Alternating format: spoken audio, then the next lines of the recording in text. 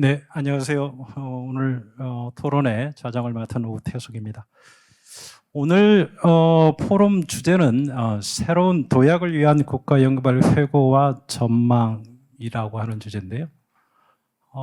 사실 새로운 도약이라고 하는 게 뭘 의미하는지가 좀 명확하게 좀 제시가 안 돼서 어떻게 보면 이제 주제 발표하고 이제 토론해 나가는데 방향성을 좀 잡기가 조금 어렵습니다만 어쨌든 지금보다는 좀 더 나은 방향으로 가자 뭐 이런 큰 뜻을 가지고 있는 것 같아요. 아마 오늘 이 두 분의 이제 주제 발표를 들으면서 오늘 여기 현장에 참여하신 분들 또 온라인으로 여기 참여하신 분들도 아마 그 주제 발표 내용을 보면서 여러 가지 생각들을 아마 떠올렸을 것 같습니다. 두 분 발표하신 사람들 모두 새로운 질적 도약을 위한 이제 그런 제안들을 해주셨는데, 먼저 이제 제일 주제에서는 사실 연구별 패러독스라고 하는 그 주제를 다루셨어요. 연구별 패러독스라고 하는 부분이 1010년간 이제 우리 사회에서 쓰이는데 결코 이제 좋은 의미로 쓰이진 않고, 그렇지만 이제 그 연구별 패러독스라고 하는 게 이제 어감이 좀 묘해서 한번 들으면 이제 잘 잊어먹지도 않고 여기저기 쓰기가 좀 편한 건데, 아까 발표 적게에서 하신 것처럼 유러피언 패러독스라든지 이제 스웨덴 패러독스라든지 원래의 그 근원이 있고 거기에서 사용되던 거 하고 또 한국에서 사용되는 거하고 조금은 좀 많이 다른 것 같습니다. 그 관련해서 이제 실제 연구별 패러독스라고 하는 게 우리나라에 이제 존재하는지 여부를 과학적 성과, 또 기술적 성과, 또 경제적 성과 뭐 이런 부분들로 좀 검토를 해주셨고, 이제 그러면서 이제 결론은 사실 연구별 패러독스가 이제 그런 지표로 봤을 때에 좀 근거와 실체가 이제 불분명하다라고 하는 결론을 내주셨는데, 아마 그와 관련해서는 받아들이시는 분들이 여러 가지로 동의하시는 분도 있고 또 그렇지 않으신 분도 있을 것 같은데, 혹시 지금 토론자들 중에서도 있다 하시면서 그 부분에 대해서 한 말씀을 주시면 어떨까 싶습니다. 사실 연구발계에서는 이제 그렇게 이야기를 할 수도 있는데, 또 연구발 우리 과학기술계, 연구발계 바깥에서 바라보시는 입장 분들도 그게 동의를 할까라고 하는 부분을 한번 좀 생각을 해봐야 될 것 같습니다. 이제 그러면서 이제 과학기술 혁신의 질적 수준을 도약하기 위해서 이제 증거 기반의 관리 전략이 필요하다고 말씀을 주셨는데, 그 내용 중에서 뭐 여러 가지 좋은 말씀을 사실 주셨어요. 이제 그건 더 차츰 이따 듣기로 하고, 제2주제로는 우리 산업통상자원부 연구발 전략기획단의 김현철 MD께서 연구발 시스템 효율화를 위한 산업기술 혁신, 연구발 혁신을 위한 코어 아젠다를 전 제시를 해 주셨습니다. 그래서 뭐 산업대전환 초역적 프로젝트 추진이라든지 글로벌 기술 기업 중심으로의 투자 전환, 또 뭐 산업기술 인텔리전스 구축 등을 좀 말씀을 해주셨는데요. 전체적으로는 오늘 내용이 사실 보면 연구개발 투자와 관련된 이슈로 뭉쳐져 있는 것 같습니다. 그래서 연구발 투자를 어떻게 하면 효율화할 건지 이슈가 아무래도 이제 예산이 들어가고 돈이 관련된 문제다 보니까 이제 거기에 많이 관련이 있는 것 같고, 여기 토론자분들도 다 그와 관련된 분들이어서 아마 이제 토론 내용이 너무 이제 그쪽으로 좀 집중되지 않을까 싶어서 우선 좀 말씀을 드리고 가고 싶은 게, 사실 연구발 투자가 중요하긴 하지만 우리가 이제 과학기술 또는 뭐 산업기술 또는 R&D를 통해서 달성하고자 하는 목적이 어떻게 보면 경제적 목적도 있고 또 우리 사회 혁신이라고 하는 부분도 있지 않습니까? 이제 그런 것들을 달성하기 위해서는 이런 투입 측면의 R&D 투자뿐만 아니고 굉장히 많은 요소들이 필요하다고 생각을 합니다. 뭐 우리가 이제 국가 혁신 시스템이라고 봐야 될지 또 산업 혁신 시스템으로 봐야 될지 모르겠지만, 연구발 투자 외에도 아까 제일 주제 하시면서 발표하시면서 표로 보여주신 것처럼 인력 문제도 있고 여러 가지 제도적인 문제가 같이 가야 이게 성과 문제가 해결될 수 있다고 생각을 하는데, 어찌됐든 간에 문제에 대한 진단을 제대로 해야 제대로 된 처방을 내릴 수 있다고 하는 건 분명한 것 같습니다. 그래서 오늘 새로운 도약을 위한 국가 R&D 연구개발 회고와 전망, 여기에서 좀 더 문제에 대한 좀 진단 뭐 이런 것들을 중심으로 이야기들을 좀 나눠봤으면 좋겠습니다. 오늘 지금 저를 제외하고 5분의 토론자들이 참석을 해주셨는데요. 일단은 한 8분 정도로 개략적으로 준비해 오신 말씀을 좀 듣고 그다음에 추가적으로 더 이어지는 그 토론을 하고 또 사전에 이제 뭐 질문을 주셨던 분들 그런 내용을 가지고 시간이 되면 내용을 좀 토론을 좀 진행을 해보도록 하겠습니다. 우선 제 맨 오른쪽에 최영진 한국연구재단 국책본부장님이 오셨는데 간략하게 한 8분 내외로 간략하게 좀 말씀을 좀 부탁드리겠습니다. 예, 안녕하십니까. 한국연구재단 국책연구본부장 최영진입니다. 먼저 과학기술정책연구원 장필성 박사님의 이제 R&D 패러독스를 넘어 질적 도약으로라는 발제는 코리아 R&D 패러독스의 실체에 대해서 근거 기반으로 논증한 아주 의미 있는 발표였다고 생각을 합니다.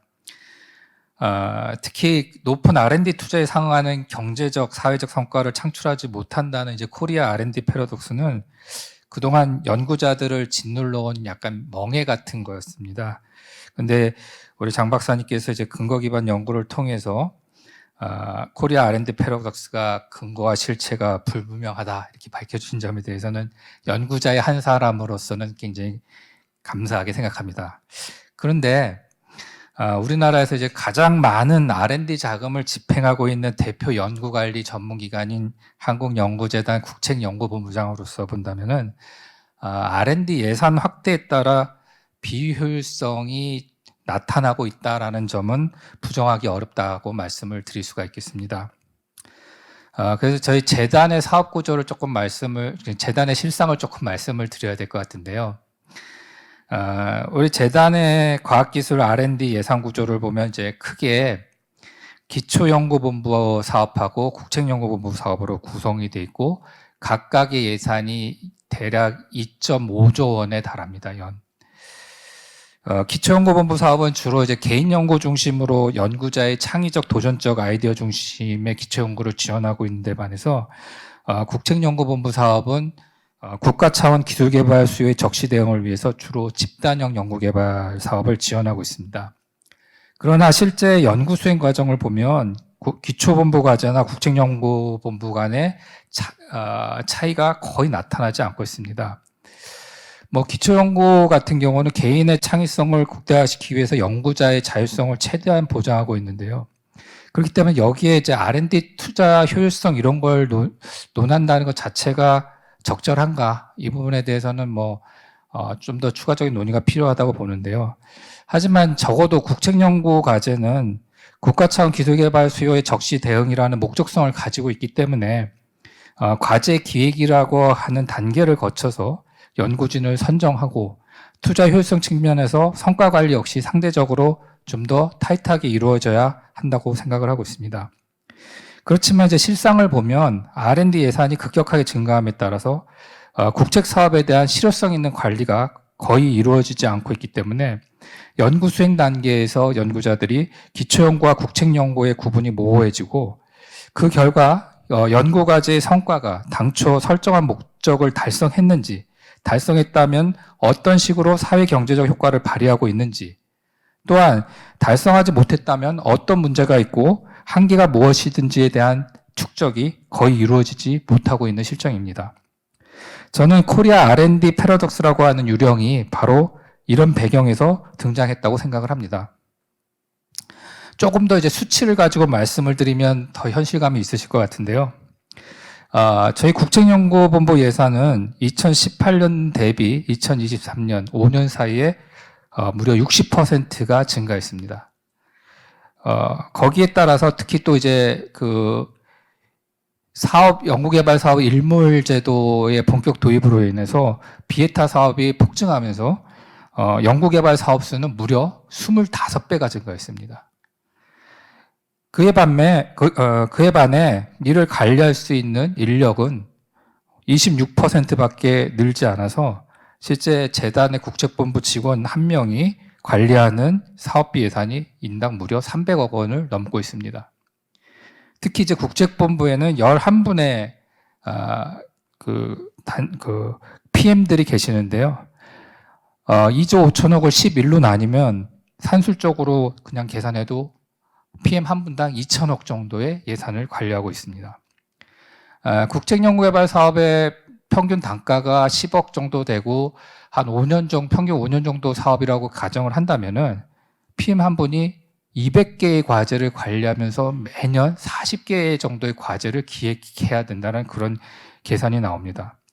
이런 상황에서 국책연구개발 사업의 효율적 관리 그리고 국책사업의 성과 이런 걸 논하는 것 자체가 쉽지 않은 상황이라고 말씀을 드릴 수가 있겠습니다.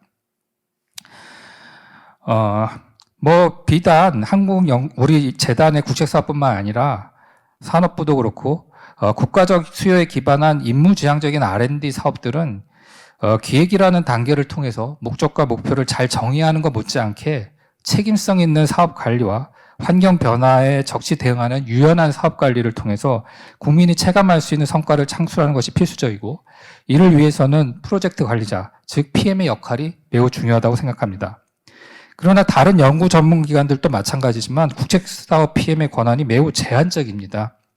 여기에는 기본적으로 신뢰의 문제가 자리 잡고 있다고 생각을 합니다. PM이 잘못된 판단을 할 수도 있고 개인적인 일탈이 있을 수도 분명히 있습니다. 그러나 이를 지나치게 염려해서 각종 제도적 견제 장치를 과도하게 두어서 PM이 책임감을 가지고 유연한 사업 관리를 할 수 없는 구조가 지금 만들어져 있습니다. 다시 말해서 PM의 제한적인 권한과 제한적인 권한조차도 제대로 할 수 없을 정도로 폭발적으로 증가한 예산이 제가 적어도 국책사업에 있어서의 R&D 비효율성의 주요 원인이라고 원인 중에 하나라고 생각을 합니다. 이런 상황에서 그러면 이제 장필성 박사님께서 그동안 우리나라 R&D 투자가 실질적으로 이렇게 비효율이나 부진이 발견되지 않고 오히려 이제 효율성 향상이나 긍정적인 파급 효과를 이루고 있다라는 데이터를 보여줘서 그나마 다행이라고 생각을 합니다. 그렇지만 기술 패권 경쟁이 치열해지고 있는 현재의 국제 정세와 기존의 빠른 추격자 전략이 한계에 부딪히고 있는 현실을 고려한다면 적어도 국가적 임무 수행을 담당하는 국책 사업은 현재와 같이 느슨한 방식으로 운영돼서는 안 된다고 생각을 합니다. 국가적으로 해결해야 할 문제를 정의하는 것부터 시작해서 과제 기획, 선정평가, 과제 관리, 성과 확산 등 R&D 전주기에 걸쳐서 민간 전문가인 PM 책임하에 유연한 사업 운영을 할 수 있는 강력한 PM 제도가 필요한 시점이라고 봅니다. 이때 PM은 더 이상 프로젝트 관리자가 아니라 프로젝트 경영자여야 할 것입니다. 연구의 속성이라고 하는 게 끊임없이 탐색하고 연구의 방향을 유연하게 피보팅하는 과정으로 이루어져 있기 때문에 현재처럼 5년짜리 연구계획서를 한번 쓰고 과제가 끝날 때쯤에 당초 설정한 목표를 달성했는지 정도만 이제 숙제 검사하듯이 하는 방식으로서는 혁신을 기대하기 어렵다고 생각을 합니다. 이러한 문제의식에 출발해서 연구재단과 과기부는 국책사업 혁신의 일환으로 지난해 4월에 한계 도전 전략센터를 설립하고 미국 다파 프로그램을 벤치마킹해서 임무 중심의 혁신 도전형 R&D 연구 지원 시스템 개념의 한계 도전 프로젝트를 추진하고 있습니다. 한계 도전 R&D 프로젝트는 다파 프로그램처럼 문제 정의부터 시작해서 과제 기획, 선정 평가, 과제 관리, 성과 확산 등 R&D 전주기에 걸쳐서 PM에게 정권을 부여하는 방식으로 설계되어 있습니다. 그런데 이런 사업 운영 방식은 지금 국가연구개발혁신법에서 규정하고 있는 프로세스와 상충되는 부분이 굉장히 많습니다. 그래서 혁신법상의 예외 조항을 만들어서 장관 훈령 형태의 운영 규정을 만들어서 운영하고 있습니다. 그러나 이러한 예외 조항 인용 방식의 운영 규정은 추후 문제가 발생했을 때 책임 소재에 대한 다툼의 여지가 있어서 좀 불안정한 상태로 사업을 진행하고 있다고 말씀을 드릴 수가 있겠습니다. 그뿐만 아니라 이제 유연한 사업 운영을 위해서는 수시로 과제를 중단하거나 새롭게 중간에 과제를 발굴하여 지원해야 할 상황들이 많이 벌어질 텐데 현재의 과제 수 곱하기 과제 단가 개념의 예산 체계와 전문기관 차원에서의 사업 연도 간 예산 이월 등이 불가능한 현재의 재정법은 유연한 사업 운영을 가로막는 걸림돌이 될 것이라고 예상이 되고 있습니다. 예, 그래서 이런 한계 도전 R&D 프로젝트와 같은 임무 혁신 도전형 R&D 연구 시스템 안착을 위해서는 기존의 R&D 추진 방식과는 결이 다른 새로운 R&D 체계, 새로운 관리 체계 및 제도적 기반 등이 마련돼야 될 것이고 이런 것들이 앞으로의 논의에서 많은 관심을 받고 이루어져야 될 거라고 생각을 합니다. 마치겠습니다. 네, 감사합니다.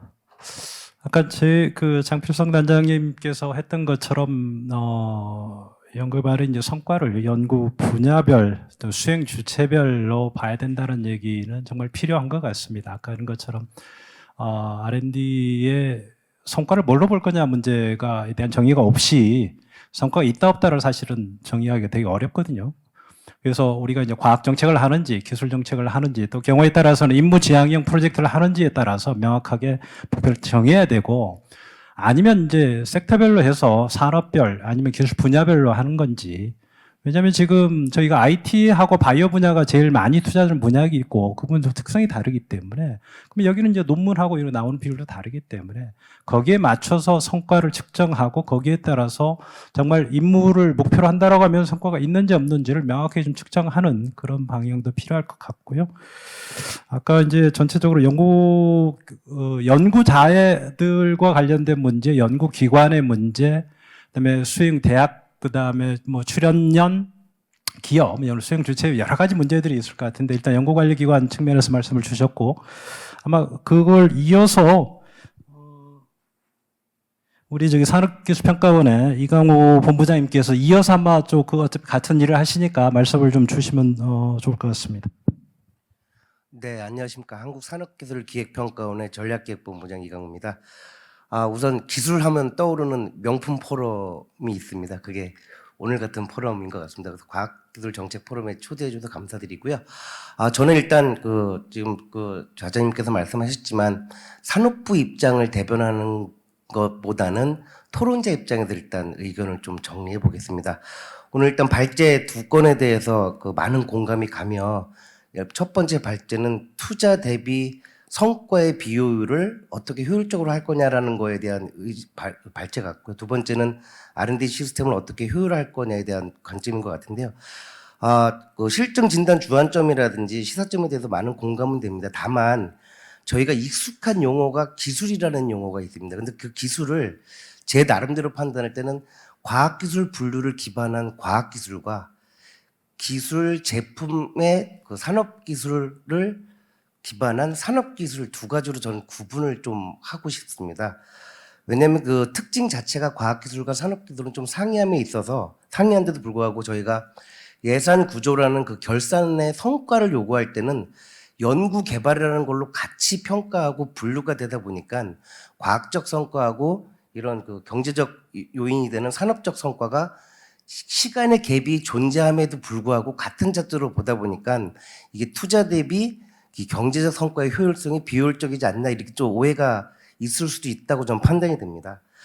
과학기술 측면에서 저희가 예를 들어서 고분자 소재를 개발한다라고 했을 때는 통상 고분자 소재 목적의 연구를 하다 보면 물리적, 화학적 특성이라든지 논문이라든지 특허 등의 과학적 성과가 나오게 됩니다. 그렇지만 어쩌다 보면 이게 타이어가 되고 어쩌다 보면은 플라스틱이 되고 어쩌다 보면은 생체 소재가 되는 제품이 나름대로 시장과 수요와 개발자의 타겟에 따라 다르게 됩니다. 시작은 고분자 소재 연구로 됐지만 그러다 보면은 결국은 응용 제품이 나와서야 비로소 제품, 기업, 시장, 고객에 대한 니드를 가지고 사업화 전략을 바꾸게 됩니다. 그러면 결국은 매출, 수출, 고용 등에 대한 경제적 성과는 시간의 갭이 되게 커지게 되는 거고 산업기술 측면에서 타이어를 먼저 개발하겠다고 하면은 타이어 기업들은 거기에 맞는 기술과 제품과 기업과 고객과 시장에 대한 걸 미리 파악해서 우선 사업화 계획에 대한 초안을 마련하고 고분자 연구를 하게 됩니다. 타이어를 염두로 도 고분자를 연구하다 보면은 과학적 성과인 특허나 논문이 나왔다 하더라도 처음부터 타이어를 선제했기 때문에 기존에 수립한 사업화 계획을 업데이트만 어느 정도 하면 매출, 고용, 수출 등의 사업화가 좀 더 빠를 수 있지만 이 또한 시간의 갭은 존재하게 됩니다. 그렇기 때문에 지금 코리안 R&D 패러독스라고 했던 과학적 성과에서 경제 성과까지 이어지는 그 갭에 대한 거라든지 지표 분류에 대해서는 분명히 문제점이 있다고 저도 동의를 하고 있습니다.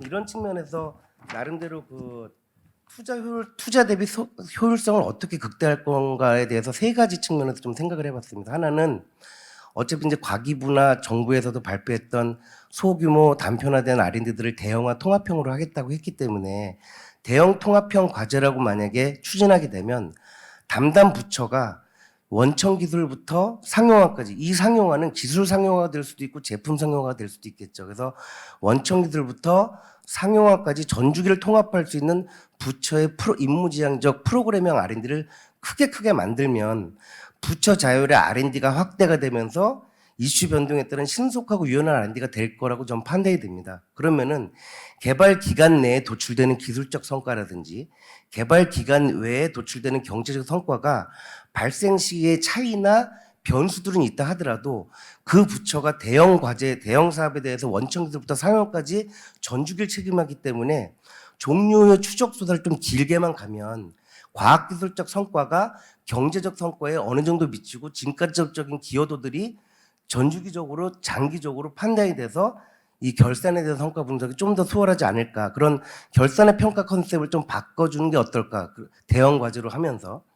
두 번째는 이런 대형 과제를 하다 보면은 과기부 입장이나 기재부 입장에서는 기존의 신규 사업으로 할 건지 계속 사업을 통합할 건지 결국은 예상 코드의 통합 작업을 이루어지게 됩니다. 그렇다면은 결국은 예타를 받아야 되는 그런 사업 적격성 평가의 수준이 되든지 아니면 그냥 인정하는 그런 수준이 되더라도 결국은 신규가 됐든 계속이 됐든 대형 사업이 가면 갈수록 예산은 늘어날 수밖에 없기 때문에 뭐 필요에 따라서는 대형 통합형 과제를 통해서 예타를 폐지한다든지 예타를 면제한다든지 아니면 예타를 초고속으로 한다든지 예타 제도까지 수반돼서 대형 프로그램 했을 때의 수단이 좀 좋을 것 같고요. 두 번째는 부처별의 역할들이 아까도 많이 말씀드렸지만 중복 투자 방지라는 건 늘 지적됐기 때문에 부처 간의 명확한 역할을 분담과 연계를 다 고민해 갖고 한 부처에서 크게 갈 거냐 다양한 부처가 같이 갈 거냐에 대한 부처 연계 협력 방안들을 좀 더 세밀하고 정밀했으면 좋을 것 같습니다. 세 번째는 스케일업 R&D 개념인데요. 저희가 아마 TRL 수준 가지고 저희가 R&D를 하지만 과학기술적 성과에서 경제적 성과로 넘어가는 그 수준은 TRL 7에서 8이라고 저는 생각이 듭니다. 그렇기 때문에 지금 현재는 TRL 8단계까지 지원하는 게 실증 사업들이 되는데 그게 이제 국가 R&D에서 한 2% 정도밖에 안 됩니다. 그 5% 정도밖에 안 되는 거를 한 20% 정도로 수준을 업한다면은 결국은 바이오에 해당하는 인허가 프로세스라든지 실증이나 검증이나 신뢰성까지 확보해서 파일럿 이후의 단계까지 어느 정도 하게 되는 그 수준까지 올라가기 때문에 결국은 사업 자체에서 경제적 성과까지 조기에 좀 달성하지 않을까 그런 생각이 듭니다. 두 번째 발제에서는 결국은 이제 산업부 중심으로 발표를 했지만 결국은 국가 R&D 시스템을 어떻게 바꿨으면 좋겠냐라는 발제의 내용입니다. 그래서 대부분 뭐 한 부처에 대한 얘기지만 뭐 공감은 되고요. 한 네 가지로 좀 키워드를 잡아봤습니다. 하나는 거버넌스 측면에서 아까 말씀하셨는데 저는 이제 정부 R&D 거버넌스 측면의 컨셉을 부처의 자율성과 책임성을 강화시키면서 아까 대형 사업하는 것처럼 부처 고유 사업의 안정적인 추진을 하기 위해서는 일몰제도는 좀 폐지가 돼야 된다고 좀 판단이 들고요. 그러면서 과학기술혁신본부에서는 R&D 사업의 프로그램 단위에 대한 평가를 신랄하게 하고 대신 그 프로그램 단위 사업 내에 있는 세부 사업이나 내역 사업들은 그 부처의 지출한도 내에서 자율적으로 예산 편성이 되게 하면은 대형 사업으로 그 부처가 자율적으로 할 수가 있거든요. 그래서 그런 정부 R&D 거버넌스에서 혁신본부가 프로그램에 대한 책임과 프로그램 내에 있는 사업들에 대한 자율성을 부처에 주게 되면은 좀 더 수월하지 않을까라는 좀 생각이 들고요. 그 다음에 그 R&D 중복 투자를 방지하기 위해서는 과기부든 산업부든 중기부든 각 부처들이 있습니다. 근데 특정 아까 자장님께서 말씀하신 기술이 됐든 제품이 됐든 핵심 부분에 대해서는 주관 부처를 하나 선정하면 그 주관 부처에 연관된 부처들이 같이 해서 그 주관 부처가 좀 더 힘을 가지고서 운영할 수 있는 그런 거버넌스가 좀 필요할 것 같고요. 두 번째는 기능 연계에 대한 측면입니다. 그 R&D라는 그 주요 기능은 일반 R&D도 있지만 인력 양성도 있고 인프라 구축도 있고 기술 사업화도 있고 국제 공동도 있고 다 있습니다. 저는 이제 R&D가 진짜 R&D다운 R&D가 되려면은 단편적으로 R&D의 그 정책 수단의 기능들을 분절하게 하는 게 아니라 R&D에 연계돼서 필요한 인력 양성, R&D에 연계돼서 필요한 기반 구축, R&D에 연계돼서 필요한 기술 사업화, R&D에 연관된 국정동 이거를 R&D 과제 내 어우러져서 하나의 묶음 형식으로 저희가 주관기관 참여기관만 컨소시엄 하는 게 아니라 R&D를 중심으로 기능들을 컨소시엄해서 대형화하면은 R&D와 인력 양성과 인프라와 기술 사업과 국제 공동이 하나의 패키지로 묶어지지 않을까라는 기능 연계에 대한 걸 좀 말씀드리고요. 네. 마지막으로 이제 출연연의 역할인데요. 기존의 그 국가 R&D 시스템에서 가장 중요한 또 중핵 기능 중에 하나가 출연연이지만 출연연을 기술을 수요 중심의 기술이 아니라 기술을 공급할 수 있는 기지로서 좀 전환하는 게 어떠냐. 그래서 기업과 시장이 필요하라는 그런 적재적소의 기술들을 출연연이 공급할 수 있는 역할로 좀 재구성하고 좀 더 고도화하는 게 바람직하지 않을까. 그런 의견을 좀 드립니다. 예, 감사합니다. 뭐 여러 가지 좋은 말씀 주셨고 전 주기적으로 지원해야 되는 문제, 또 스케일업 문제는 여러 가지 검토해봐야 될 문제가 참 많은 것 같습니다. 필요한 부분도 있고, 근데 이제 거기는 굉장히 큰 재정 부담도 가는 측면이 있어서 그래서 뭐 정부 R&D를 하는 이유가 이제 기본적으로 이제 시장 실패에 대한 것 때문에 정부가 개입을 하는 건데. 또 한편 우려를 하는 게 이제 정부 실패에 대한 부분들이잖아요. 정부가 과연 그렇게 정말 리딩해 가면서 이렇게 합리적으로 이렇게 해서 할 역량이 되는 부분도 있고 그러지만 정부 실패에 대한 우려도 분명히 존재하기 때문에 그런 부분들. 그러면 아까 이제 스케일업의 이런 부분은 이제 정부와 민간의 역할을 어떻게 할 거냐. 그리고 스케일업에 있어서 리스크 테이킹 문제를 사실은 새롭게 부각되는 분야 같은 경우는 민간이 좀 꺼려하고 하는 부분은 정부가 이제 리스크 테이킹을 해야 되는데 그런 측면에 있어서 그러면 거기에 대한 그 결과 리워드 문제의 배분은 어떻게 할 거냐 문제도 정부가 출연뿐만 아니고 그래서 그런 거에 대한 메커니즘 문제도 같이 좀 논의가 좀 되는 게 필요하다는 생각이 들면서 자연스럽게 출연연 이야기가 나왔는데 이 연구별 패러독스 관련해서는 출연연 입장에서 하실 얘기가 되게 많을 것 같습니다. 그걸 말씀드리면 이제 뭐 출연연이 자체적으로 보면 예산 구조도 그렇고 출연금의 비중이 좀 낮지 아직도 좀 낮고 그다음에 자율성 문제도 그렇고 이제 그런 측면에서 지금 기술 백권 시대에 여러 가지 국가 CTO로서 또는 기술 공급 기지로서 여러 역할 임무를 이제 요청받고 있는데 관련해서 한 말씀 한번 주시기 바랍니다. 네, 안녕하십니까. 국가과학기술연구회 정책본부장 이인환입니다. 오늘 주제가 새로운 도약을 위한 국가 R&D 회고화 전망이었고 오늘 발제하신 두 분의 발표 너무 잘 들었습니다. 그리고 앞서서 토론자 두 분께서 정말 많은 내용들을 다 말씀해 주신 것 같습니다. 저는 앞서서 이제 좌장님께서 말씀하셨지만은 출연연의 입장에 대해서 좀 말씀을 오늘 올리겠습니다.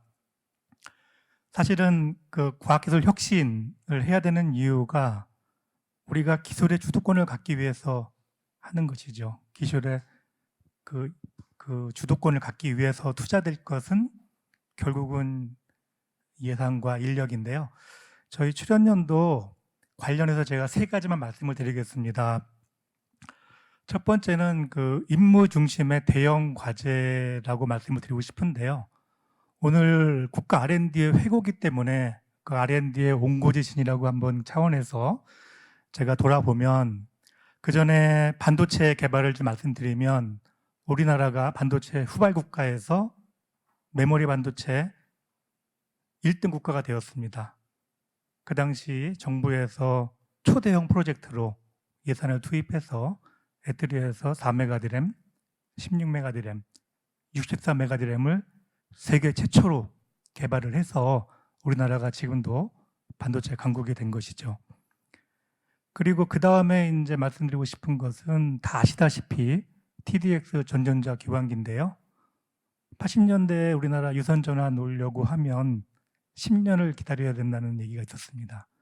그 당시에 정부에서 5년 동안 250억, 40년 전이니까 굉장히 큰 예산이었습니다. 그걸 투자해서 배터리하고 또 기업하고 정부하고 협력을 해서 TDX 전전자 교환기를 개발했는데, 그 당시에 전전자 교환기 기술이 없어서 수입을 하려고 했는데 국내에서 개발을 한 거고, 전 세계에서 5번째로 그런 교환기를 개발한 나라가 되었고, 그를 통해서 우리나라가 통신 강국이 되었습니다. 90년대에 들어서니까 그 당시에 막 이동통신 붐이 불기 시작했어요. 그래서 그 당시 아날로그 방식에 돈을 썼고 또 디지털 방식과 경쟁을 막 했는데, 그 당시에 또 정부에서 1,000억을 투자해서 배터리가 주관이 되고 기업과 함께 세계 최초로 이동통신 시스템을 개발했습니다. 30년 전에 1,000억이면 그것도 어마어마하게 큰 예산이었고, 저도 그 당시에 그 CDMA를 개발하는 그 연구자의 또 한 사람이었습니다. 그런 연구를 통해서 우리나라가 아직까지도 이동통신 강국이 되었습니다. 최근에 또 기억하시겠지만 하나만 더 말씀드리면, 누리호 작년 5월 25일 날 한국형 발사체가 발사돼서 성공했죠. 저도 함께 카운트다운을 하면서 그 발사 성공에 가슴이 벅찼던 기억이 납니다. 정부에서 10년간 2조 원을 투자했습니다. 그리고 국내 300여 개의 기업과 또 우리 항우연이 주관이 되어서 발사 성공을 하였고, 또 그를 통해서 우리나라가 우주 7대 강국에 진입하였습니다.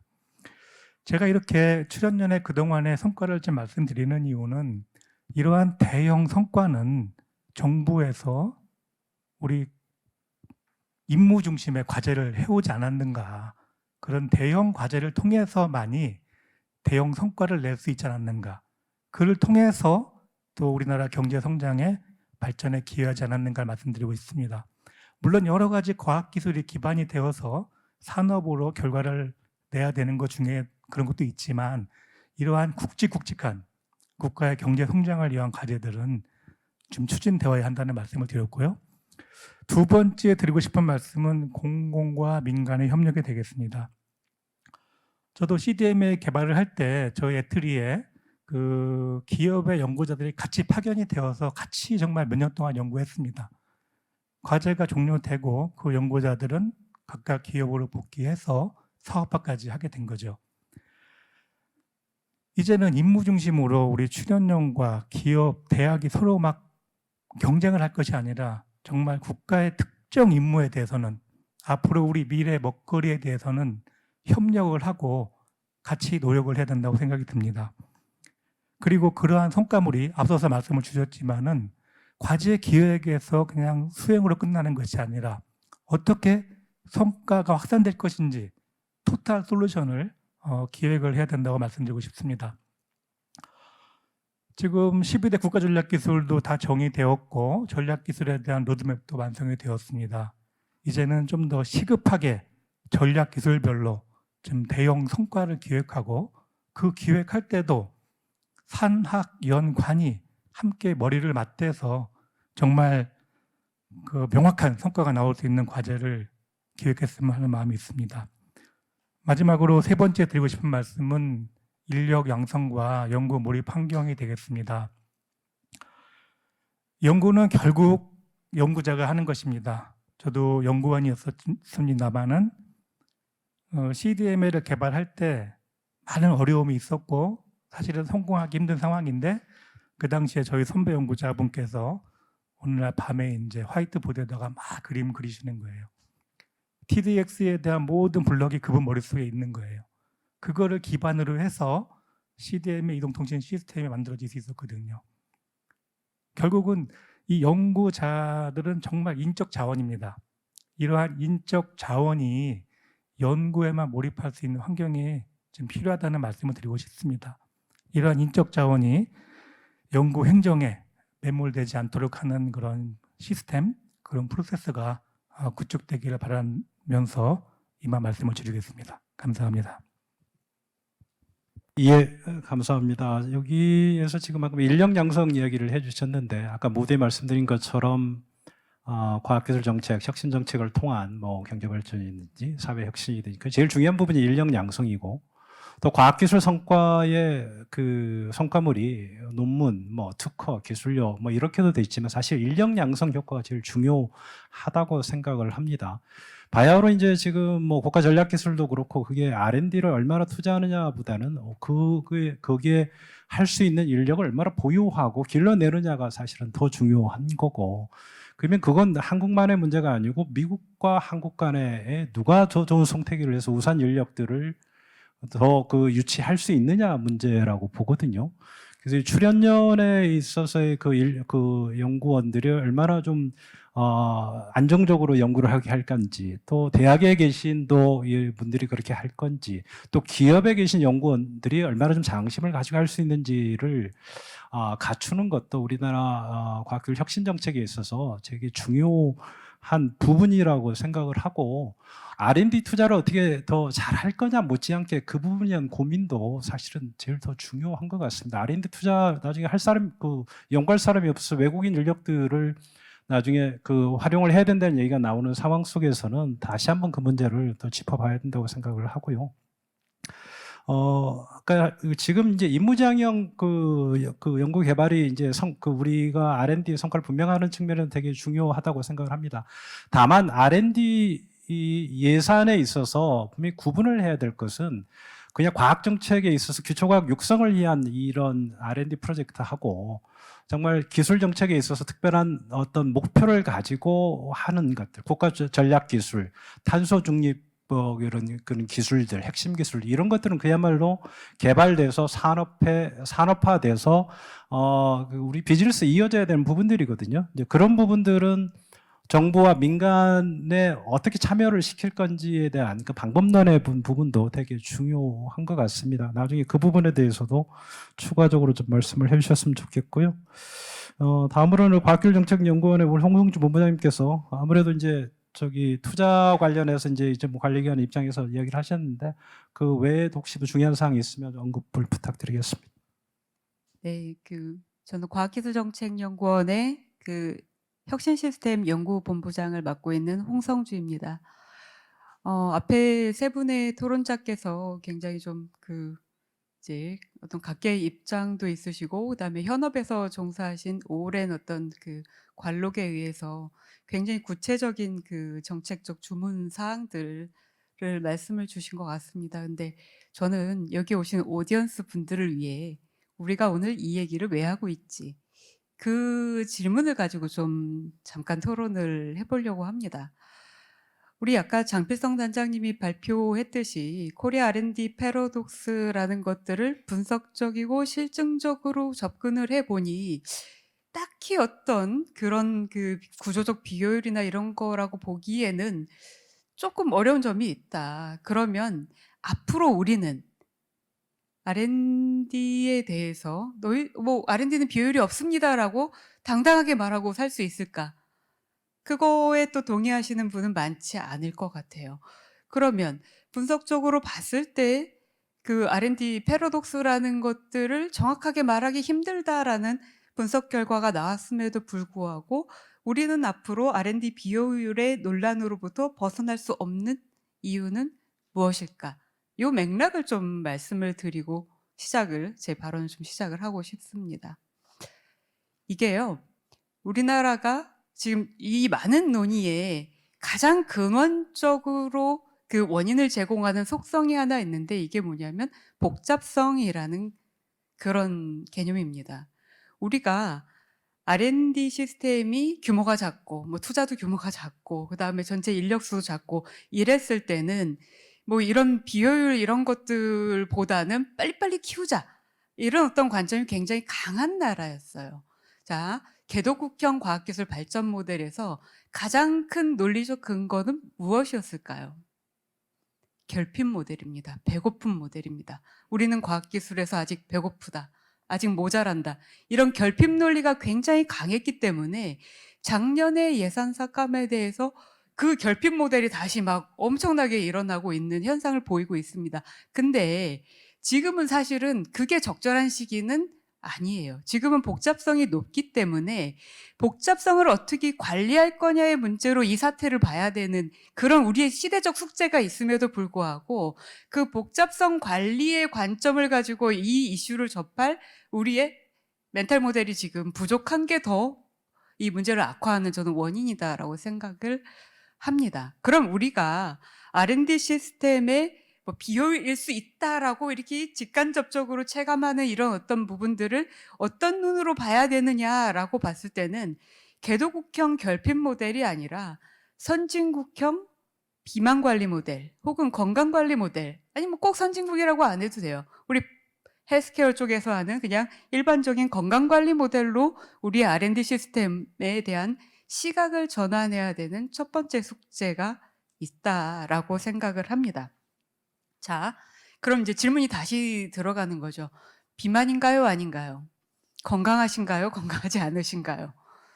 자, 거기에 대해서 한 가지로 판단하실 수 있습니까? 여러분들 건강검진 받으시면요, 막 몇십 페이지 나와요. 그거를 정밀검진으로 보시면 더 많이 나옵니다. 그런데 정확하게 판단하실 수 있습니까? 건강하신가요? 안 하신가요? 자, 지표로 보기에도 굉장히 다양한 측면이 있는데 내가 건강하다 아니다에는 또 하나 개입하는 부분들이 있습니다. 각자 가지고 있는 경험과 경로에 의해서 만들어지는 주관적인 판단. 그렇죠? 그런 것들이 개입하면서 우리 R&D 시스템을 바라보는 다양한 시각들이 형성이 되기 때문에 우리가 이 문제를 어떻게 접근할 거냐를 과거와 같이 결핍 모델 이거 하나로다가 볼 수는 없다. 지금은 이제 건강관리 모델로 봐야 된다. 그러면 그런 것이 선진국형 R&D 관리 모델이라면 우리가 나아가야 될 방향은 정책적인 접근과 분석과 정책적인 처방 둘 다에서 선진국형으로 개선이 되어야 된다라는 숙제가 나옵니다. 이게 오늘 앞에서 있던 두 가지 발표라고 저는 생각이 들어요. 장필성 박사님이 굉장히 다양하게 분석을 내놓습니다. 건강검진이랑 비슷한 거예요. 이렇게 보면 이렇고 저렇게 보면 저렇고 이 분야는 어떻고 이 분야는 속도가 좀 나고 저 분야는 속도가 좀 안 나고 이렇게 보면서 투자도 설정을 해야 되는 거지. 국가 R&D는 내년에 총량적 관점에서 어떻게 해야 됩니다. 이런 어떤 결핍 모델적인 그런 방식은 이제는 좀 맞지가 않는다. 그러면 장필성 단장님의 그런 어떤 정책적인 진단 이후에 처방은 어떻게 가야 되냐. 처방은 굉장히 다각화된 방식으로 가야 된다라고 저는 김혜철 박사님이 발표하셨다고 생각이 들어요. 그리고 이런 다각화된 방식의 이 운영 원리의 핵심은 어디에 있냐라고 보면 아까 말씀하셨습니다. 비효율이, 그러니까 패러독스라는 현상이 사실은 실체적 현상이라기보다도 인지적 현상이다라는 게 첫 번째 발표의 골자인데 두 번째 발표에서 그럼에도 불구하고 우리는 앞으로 이런 위기에 있고 이런 위기에 있고 그죠 전망 미래 쪽에서 본다면 여전히 대응해야 될 숙제들이 어마어마하게 많다. 그 관점은 당연히 그 다각화된 분야별 혹은 임무별 변화관리 전략이다. 이렇게 요약을 좀 오늘 그 두 개의 발표에 대해서 요약을 좀 제 나름대로 좀 했습니다. 그래서 이런 관점에서 보면 우리한테 지금 가장 필요한 건 뭘까? 제가 다른 것도 준비했지만 요 첫 번째 그 제가 생각하는 첫 번째 풀어야 될 숙제에 대해서 좀 먼저 말씀을 드리고 싶어요. 그게 뭐냐면 결국은 이제 효율적이다 아니다 이 얘기가 비만이냐 아니냐처럼 계속 반복이 될 거기 때문에 우리는 이 복잡성을 관리할 정책 거버넌스를 어떻게 개혁해 나갈 것이냐의 숙제를 가지고 있다. 자, 아까 제가 복잡성이라는 키워드를 드렸는데 비효율하고 관련해서 두 번째 키워드는 정책 거버넌스의 혁신이 되어야 된다라고 말씀을 좀 드리고 싶습니다. 근데 또 이렇게 얘기하면 우리 예전에 무슨 뭐 불을 한 단계 더 올리고 자꾸 이런 쪽으로 생각을 하세요. 거버넌스를. 근데 그게 아니라 다른 나라 얘기를 좀 할게요. 일본이 문부 과학성이 거버넌스를 개편한 적이 있나요? 없습니다. 그럼 일본은 거버넌스 혁신을 안 했나요? 아닙니다. 제가 최근에 일본 모니터링을 많이 하고 있는데 일본은 어마어마하게 정책 거버넌스 혁신을 해오고 있어요. 방법론이 좀 달라요. 어떻게 해오고 있냐? 일본은 일종의 좀 이제 아베 내각 이후에 현재 키시다 내각까지 이 한마디로 설명하려니까 좀 어렵네요. 뭐냐면 늘공과 어공들을 잘 활용하는 그 양립 전략을 좀 구사를 하고 있는 것으로 관찰이 되고 있습니다. 처음에는 이제 총리실, 그러니까 일본은 총리실이라 일본 기준에서는 총리실이지만 우리 기준으로는 대통령실이죠. 대통령실의 조직을 팽창시키고 확장하면서 전문가들을 의사결정 레벨에 대거 기용하는 그런 식의 아베 일기적인 개혁들이 있었다면 지금은 그게 10년 넘게 진화해 오다 보니까 늘공을 어공처럼, 어공을 늘공처럼 만드는 작전이 구사가 되는 것 같아요. 자, 방법론에서 정책 거버넌스 혁신이 일어나고 있는데 한국이 생각보다 그 부분이 자꾸 이 결핍 모델적인 논리로 어떤 위상이나 조직의 어떤 좀 외양에 대한 논란으로 좀 수렴이 되면서 오히려 이 복잡성 관리를 어떻게 할 거냐에 대한 정책 거버넌스 얘기가 조금 진전이 없다라는 좀 안타까운 좀 상황에 있다라고 보입니다. 자, 마무리하라고 말씀을 하셔서 제가 그냥 간단하게 말씀을 드리겠습니다. 아까 말씀하신 부처별 자율, 책임 체제형 그런 어떤 트랙들을 둬야 된다라는 말씀을 주셨는데 저는 여기서 약간 더 추가를 하면 임무별 자율 책임 체제 같은 것들도 같이 필요하다라고 보입니다. 이런 부분들이 포함이 되는 것이 전제돼야 될 게 하나가 있어요. 그게 뭐냐면 여러분들 2000년대 초반부터 우리 과학기술 정책에서 이제 대전제로 삼고 있는 하나의 레셔널이 있습니다. 그게 뭐냐면 통합적 과학기술 혁신 정책에 대한 굉장히 근거 충만한 믿음에 가까운 부분입니다. 이게 통합적 과학기술 혁신 정책은 참 좋은 건데요. 이게 실무적으로 내려가면 과학기술을 한 바구니에 넣는다라는 식으로다가 계속 운영이 되었던 것 같아요.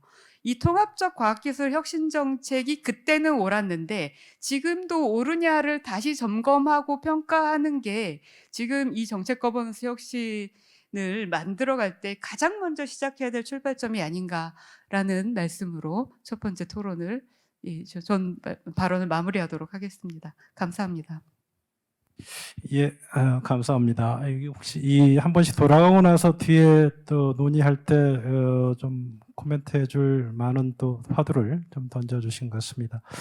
마지막으로는 우리 과기정통부 과학기술혁신본부에서 연구별 투자심의국장을 맡고 있는 조선욱 국장이 나와 있는데요. 아마도 아까 얼핏 사전 질의 좀 받아보고 하니까 내년도 예산 어떻게 되는지를 제일 궁금해하시는 것 같아서 거기에 대해서 한 말씀 먼저 한번 해주시고, 두 번째로는 투자도 그렇지만 연구 관리에 대한 이런 부담 비용이 엄청나게 증가하고 그 속에서 이제 그걸 어떻게 그런 행정 부담을 줄일 건지에 대한 부분에 대한 고민이 되게 필요할 것 같아요.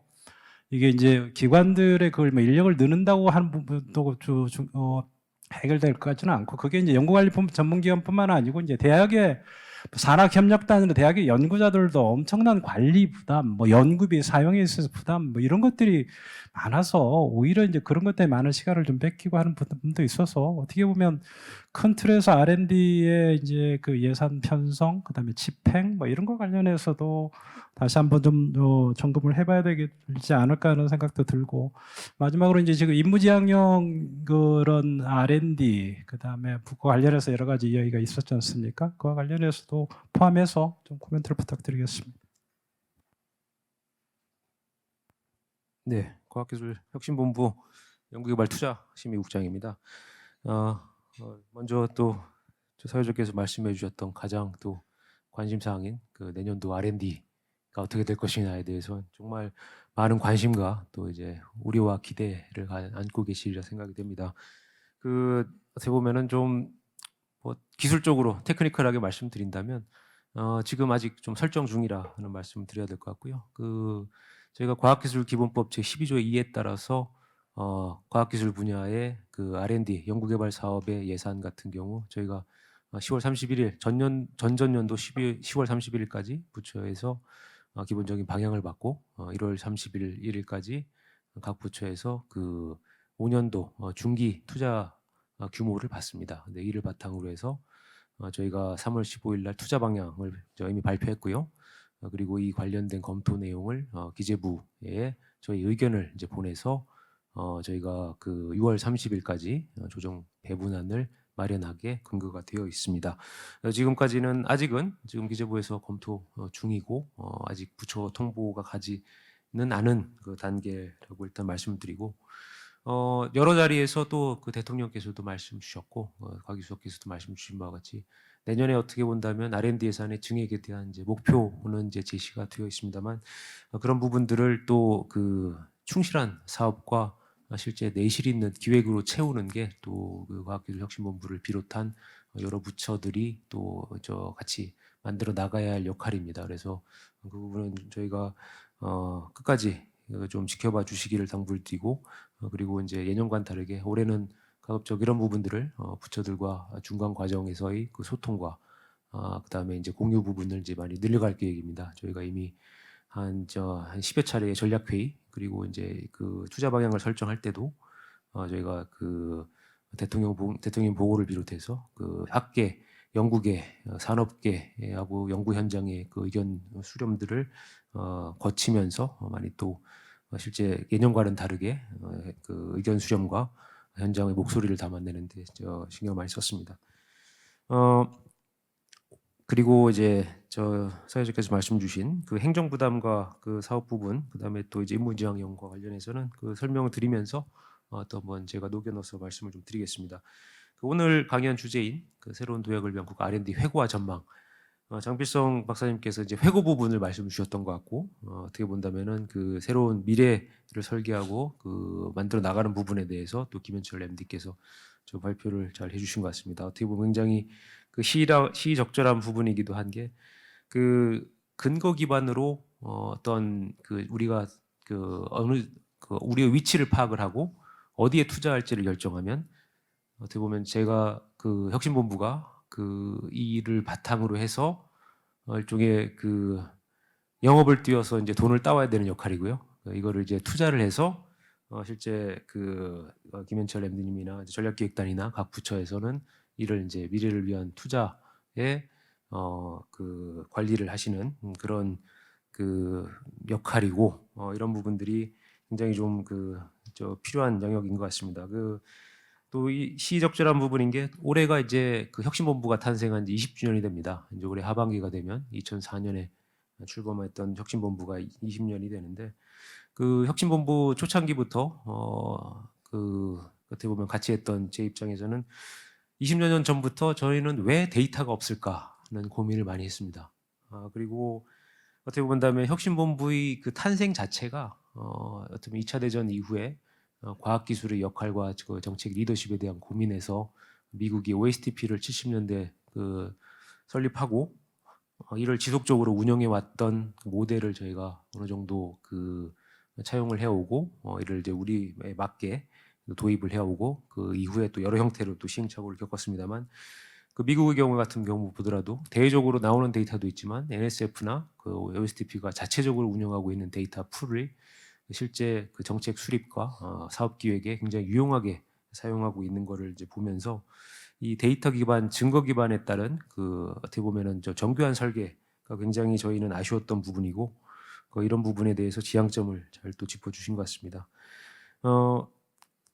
그 동시에 또 앞서 말씀 주셨던 그 복잡성에 대한 부분도 저희도 매우 인식을 하고 있습니다. 이게 저희가 20년 전 아니면 40년 전에 R&D를 하던 생태계가 매우 문제 변화가 돼 있고 지금 많은 문헌 분석들이 그 특정 사업이나 특정 프로그램이라든지 특정 기술군을 그 대상으로 한 분석들이 많습니다. 근데 이런 것들을 진짜 홀리스틱하게 국가 전반의 기술 영역과 산업 영역을 그 어떻게 보면은 그 시간에 걸쳐서 타임 시리즈 분석이나 이런 그 광범위한 패널 분석을 한 그 실제 그 논문들이 거의 없습니다. 물론 저희 산업부 장관 역임하셨던 이창양 그 교수님께서 이쪽 연구를 좀 오랫동안 하긴 하셨습니다만 그런 것들이 이제 손에 꼽을 정도고 그렇다 보니까 이제 그 여러 연구 데이터들이 지향점이 다르고 대상과 데이터 영역이 다르기 때문에 이제 하나로 묶어보기에는 굉장히 어려움이 따릅니다.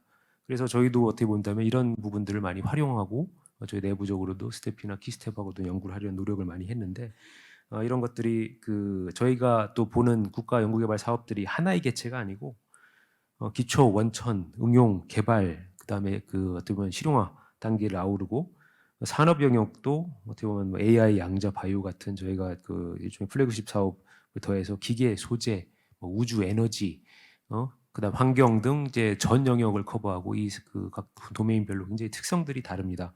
그리고 재원의 성격이나 출연이나 그 융자나 투자 이런 다양한 또 성격이 같이 이제 그 맞물려서 돌아가기 때문에 이런 그 어떤 전체적인 포트폴리오를 좀 그 봐야 되는 국가적인 입장에서는 굉장히 이런 그 복잡성을 어떻게 이제 그 거기서 인사이트를 잡아내고 이런 부분들에 대해서 저희가 그 투자의 방향성을 설정하느냐가 굉장히 큰 좀 고민거리이기도 하고 이런 고민을 또 해결할 수 있는 어떻게 보면 오늘이 또 좋은 또 시발점이 된 것 같아서 그런 부분들 굉장히 또 뜻깊은 것 같습니다. 그래서 그 저희가 성과가 정말 이제 앞서 말씀하셨듯이 특허나 논문만 나오는 게 아니고 예를 들자면은 저희가 코로나가 발생했을 때 FDA의 신속 승인으로 우리나라 제품이 5개가 신속 승인을 받았는데 그 중에 4개 제품이 국가 연구개발 사업에서 시작된 기술로 출범을 했습니다. 근데 이러한 그 사례라든지 굉장히 그 여러 가지 저희 성과가 있지만 드러나지 못하는 부분들이 많고 물론 이런 부분들을 그 좀 철저한 추적 조사라든지 이런 것들을 또 그 충분히 못했던 뭐 저희의 좀 일 수도 있습니다만 이런 것들이 또 굉장히 다각적으로 모여서 어떤 저희 성과 관리나 이런 부분들이 이루어질 것으로 봅니다. 그리고 그 국가적인 그 임무지향형인 으로 추진하는 부분에 있어서도 저희가 지금 혁신본부가 R&D만 보고 있는데 갈수록 R&D하고 비R&D의 연계성, 그다음에 그 제도나 그다음에 규제와의 그 합치성 여부가 굉장히 중요해지고 있고 이런 부분에 대해서 저희가 이제 R&D뿐만이 아니고 비R&D 영역도 좀 같이 봐야 될 필요성이 좀 많이 늘어나고 있습니다. 그래서 미국 같은 경우도 그 2022년에 칩스 액트를 이제 그 발표를 했을 때 반도체법을 이제 발표했을 때도 관련된 그 예산 같은 경우도 많은 부분 그 실제 R&D 그 NSF나 DOE 그 에너지부에 대한 R&D도 있었지만은 실제 또 굉장히 큰 부분들이 이제 세제 혜택이라든지 그다음에 이제 국방에 대한 조달에 대한 어떤 크레딧이라든지 또 센터 설립이나 또 굉장히 그 다양한 영역에서 이제 지원 영역들이 발생을 했고 이런 것들을 좀 통섭적으로 보는 이런 시각들이 좀 필요한 것 같습니다. 그래서 시간이 마무리를 드리자면 저희가 그 앞으로 좀 해야 될 방향에 대해서 몇 가지만 말씀드리겠습니다. 그 내년 예산에 대해서는 어떻게 보면 저희가 그 설정된 목표에 대해서 하여튼 최대한 노력하는 부분이 있고요.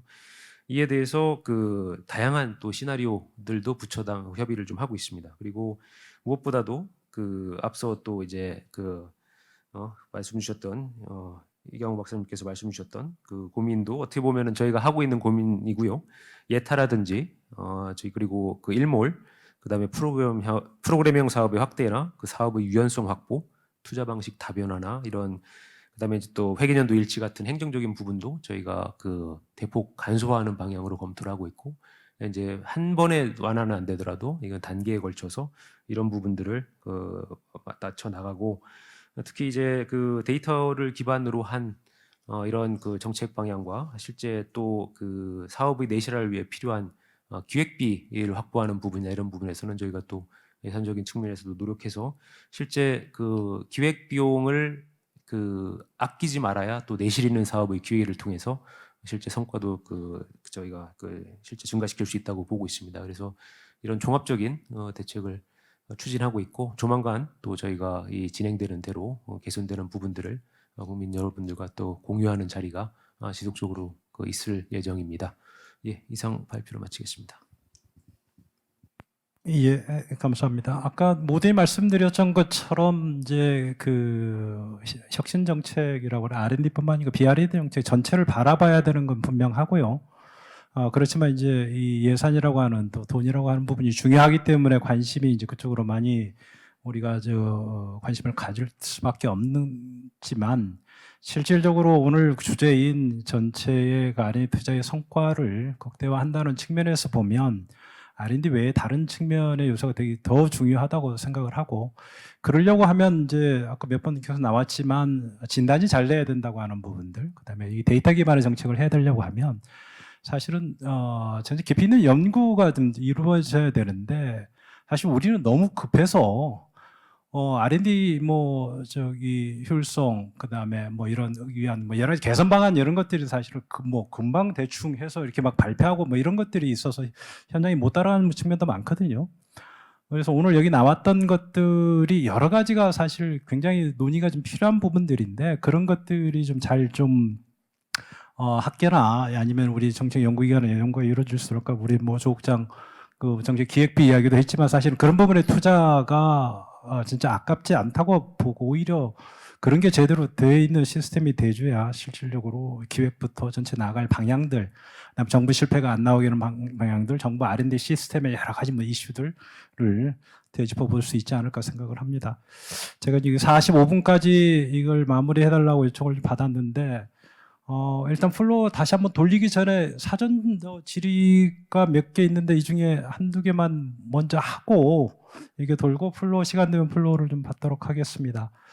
뭐 여러 가지 중에 사실 아까 이제 연구관리 전문 기관도 그렇고 보면 우리 AI를 어떻게 활용을 해서 전체 R&D의 효율성을 높일 거냐 문제는 되게 중요한 것 같아요. 여러 가지 노력들이 좀 있을 것 같은데 혹시 여기 나와 있는 토론자들 중에서 혹시 소개해 주시거나 아니면 뭐 이런 방향으로 좀 나가야 된다 좀 말씀해 주실 분이 계실까요?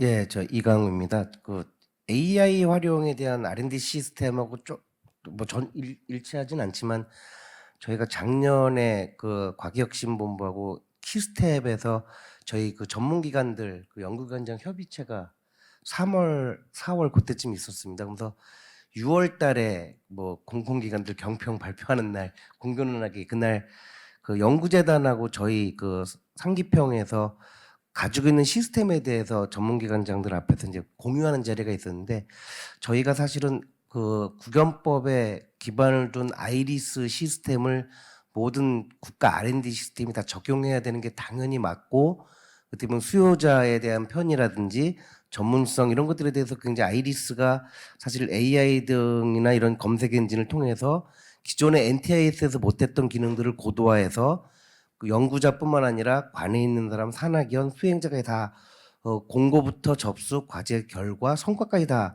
완료되는 걸로 가고자 하는 게 가장 바람직한 거라고 보지만 저희들 입장에서도 분리체계가 일단 다른 산업기술에 대해서 저희가 가지고 있는 기존의 뭐 그 아이텍이라는 그 시스템을 롬이라는 걸로 바꾸면서 저희 나름대로도 AI 기능은 아니지만 AI 기본적인 기능이 있는 데이터를 가지고 생성형으로 언어형으로 이걸 뽑아내는 거기 때문에 저희가 가지고 있는 게 한 2억에서 4억, 크게 말하면 4억 개, 작게 말하면 2억 개 정도의 기술, 특허, 무역, 그다음에 논문, 기업 이 정보들이 다 갖춰져 있습니다. 그래서 저 나름대로는 선정 평가할 때 평가위원들이 정성적으로만 평가하는 게 위험 부담이 있을 수 있으니 좀 더 고역량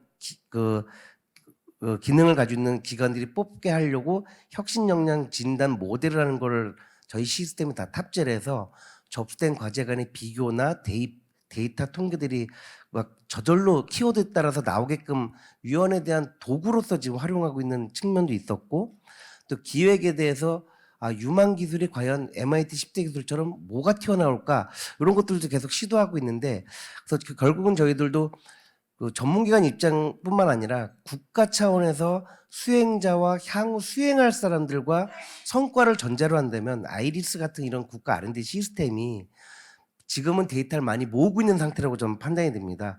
과제 정보든 성과 정보든 수행 정보든 이게 이제 많은 정보가 되면 이 데이터하고 어떻게 보면 나름대로 그 검색 엔진들을 국가 차원에서 좀 탑재를 해서 이제는 예측도 하고 분석도 하고 진단해서 좀 결정할 수 있는 수단으로 제시해 주는 그런 아이리 시스템으로 좀 변모하는 게 되게 중요하다고 판단이 듭니다. 알겠습니다. 사전에 질문 주신 분 중에 우리 두 번째 발표해 주신 우리 김현철 MD께 질문을 주셨는데 혹시 현장에 나와 계신가요? 손 한번 들어주시면 아니신가요? 예. 그러면 되게 길게 써주셨는데 오늘 저기 그 국방연구원에서 오신 박준수 의원님께서는 부처 간 R&D 협력 중에 총괄적으로 무엇이 문제가 앞으로 발전 과제는 특히 민군 R&D 협력 발전에 대한 의견을 물으셨는데 혹시 누가 답변 한번 해주시겠어요?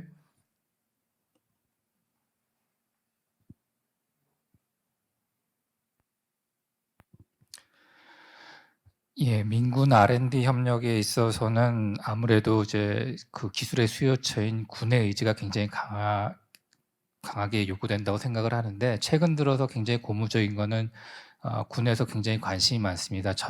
전통적으로 보면 군은 무기 체계에 대한 R&D에 관심이 많았었는데, 무기 체계라고 하는 건 굉장히 시간도 많이 걸리고, 그리고 더군다나 요즘 최근 전쟁의 양상이 기존 무기 체계로 대응하기 어려운 양상이 나타나고 있기 때문에 무기 체계가 아닌 그 부분에서의 R&D 수요가 굉장히 많이 나오고 있고요.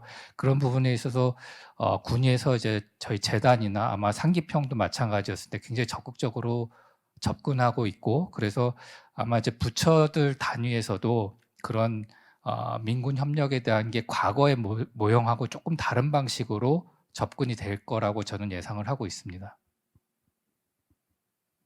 사실 민군 협력 기술은 이제 이중 용도 기술이라고 그래서 미중 간의 기술 패권 와중에서 뭐 미국도 지금 여러 가지 수출 통제라든지 이런 부분들을 강력하게 지금 집행을 하고 있고, 우리가 하려고 하는 뭐 AI부터 양자 뭐 이런 부분들이 다 좀 적용이 되고 있거든요. 그 관련해서도 혁신본부에서도 좀 준비를 하고 있는 게 있으면 좀 소개 좀 부탁합니다. 예, 그 말씀 주신 대로 이제 그 여러 기술들이 이제 이중용도 기술로, 예전 같았으면 이제 우주나 원자력이 이제 국가가 개발한 기술이고 이를 통제함으로써 어떻게 보면은 그 전략화시키는 부분들이 이제 작용을 했습니다. 그리고 어떻게 보면 비확산 정책들이 이제 이에서 말이 이제 비롯이 됐고요. 지금은 어떻게 보면은 그 기존의 민간에서 쓰이는 AI 기술이라든지 양자 기술 이런 부분들이 그 민간의 용도의 기술들이 이제 군으로 넘어가는, 과거와는 이제 반대의 양상도 이제 많이 보이고 있습니다.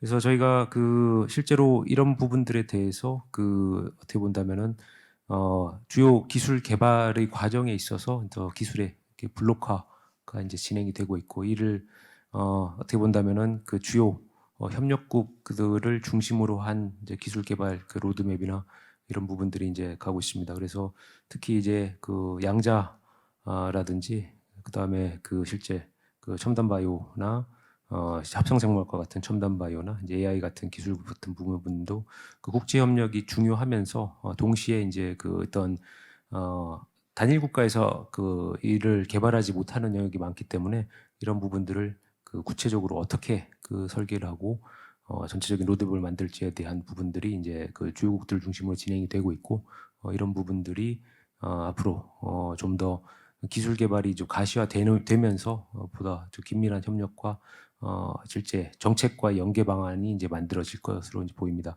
이와 관련된 또 진행 상황들이 또 앞으로 조만간 또 이제 발표가 이루어질 부분들이 있어서 이 부분도 관심 있게 보셔도 좋을 것 같습니다. 네, 혹시 여기 플로어에 계신 분들 중에서 혹시 이 앞에 토론자들 중에 질문하실 분 있으면 손, 네, 마이크.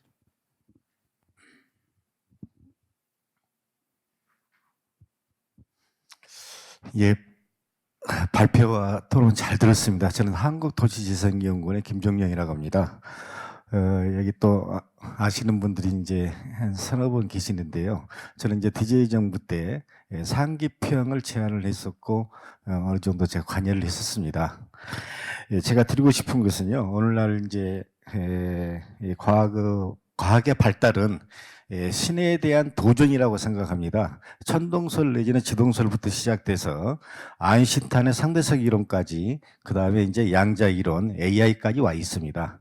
자, 우리가 근본적인 것은 지금까지 이제 진행 과정이랄지 현상이랄지 이런 거 말씀을 잘 드렸는데, 사실 오늘날 과학의 발달은 인간의 편리성과 그 다음에 기업의 이익을 남겼습니다. 그런데 우리가 지금 기업 이익이나 인간의 편리성은 결국은 환경 문제를 전혀 관과를 했고요. 그 다음에 두 번째는 이익 창조, 그것 때문에 부의 불평등 내지는 양극화 문제를 낳았습니다. 그래서 현재 이것이 중요한 거지만은 결국 인간의 편리성은 환경 문제와 인간의 어떤 부의 평등성에 대해서 어떤 영향을 미치는가를 좀 연구했으면 좋겠고요. 두 번째는 사실 우리가 여기서 지금 얘기를 안 했습니다만은 결국은 궁극적인 어떤 기술 패권에 관련해서 미국의 한국의 기술 자주권이 없습니다. 실제로 보면요. 세세히 들어가면 기초과학이랄지 앞으로 발표하지 않는 부분은 있습니다만은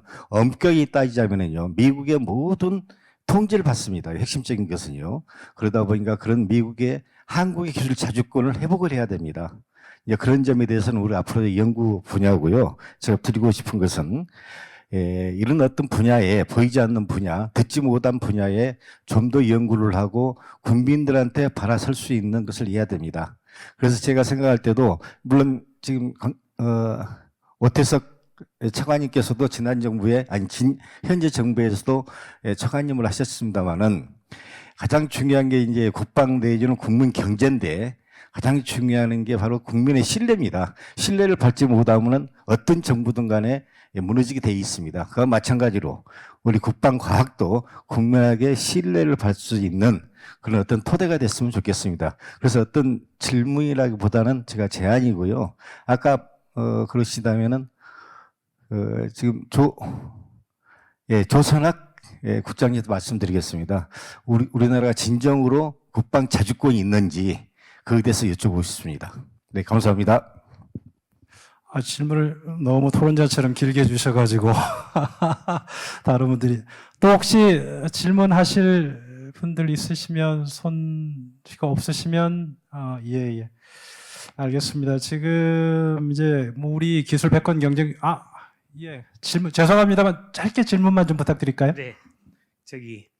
저는 키스티에 근무하는 홍정우고 30년 실무를 한 사람입니다. 그리고 해온 일은 이런 원천 기술 발굴부터 사업화 전 과정에 대해서 몸으로 때워왔던 사람이고요. 드릴 질문은 논의되는 개발 방향성이나 연구개발 방향성 이렇게 분배 차원에서 들여다보면은 추격형 연구개발 체제를 못 벗어나거든요. 예를 들어 플래그십 이것만 하더라도 연구개발 과정 중에서 축적되는 노하우나 기회 분배 그리고 성과가 창출되었을 때 그걸 가져다가 사업하는 과정 중에 구축될 수 있는 이런 경쟁력 그게 해외 시장으로 나갈 때 어떻게 되느냐 그런 것들 쭉 따져보면은 좀 안타깝지만 전반적으로 빈익빈 부익부를 강화하는 형태를 띠게 돼 있어요. 그리고 또 하나는 디지털 데이터 기반, 증거 기반 연구개발 정책 이런 것들은 AI 같은 것들이 동원이 되게 되면은 과학기술이란 게 보면은 수십 년 연구해가지고 겨우 뭐 하나 디스커버리, 사이언스는 디스커버리죠. 디스커버리 해서 그거 가지고 평생 이렇게 우려먹고 하는데 이게 연구개발 속도가 빨라져 버리니까 인공지능을 도입하면은 밥줄이 떨어지는 분야의 교수님들하고 잔뜩 되세요.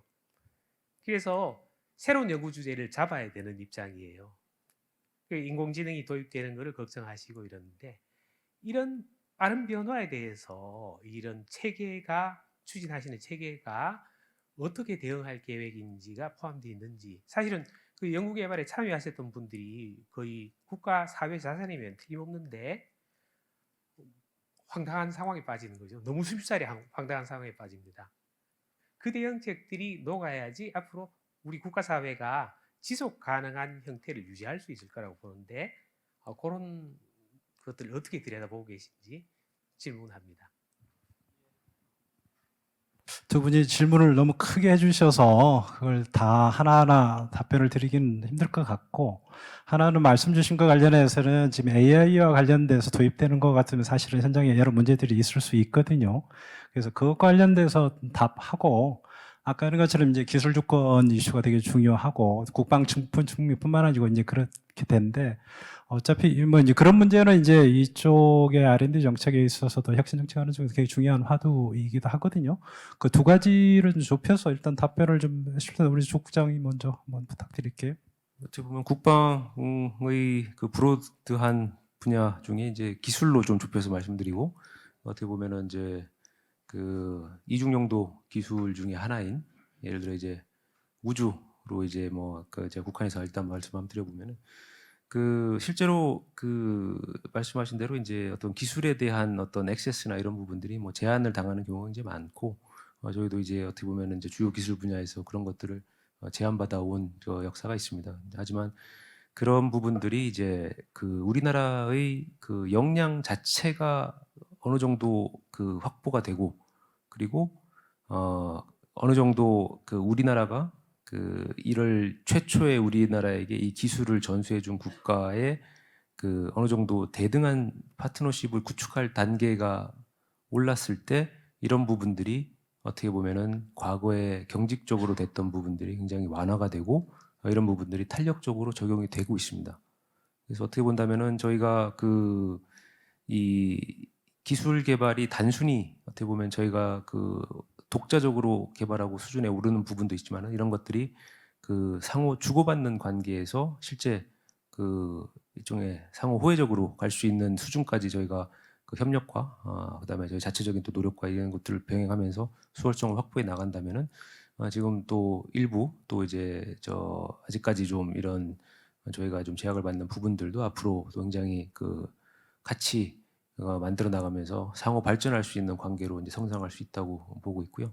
이런 부분들은 실제 사례들이 이제 우주나 이제 원자력이나 이런 부분들에서 지난 몇 년간 또 진행이 좀 되어 왔고, 다른 부분들도 저희가 또 훨씬 또 이제 그 앞서 나가서 또 협의해 나갈 수 있는 부분들이 앞으로 계속 있을 거라고 보고 있습니다. 예, 아까 AI 관련해서 연구 현장에 이제 변화들이 있을 텐데, 아무래도 이건 우리 연구에서 많이 좀 지금 고민하고 계시고 여러 가지 노력들을 하고 계시잖아요. 한번 좀 설명 부탁드리겠습니다. 네, 연구의 정책본부장입니다. AI 관련해서도 사실 3년 전부터 예를 들어 말씀을 드리면 연구 현장에 AI를 도입하는 것도 그 AI 기술을 좀 제일 많이 가지고 있는 애틀에서 시작을 했습니다.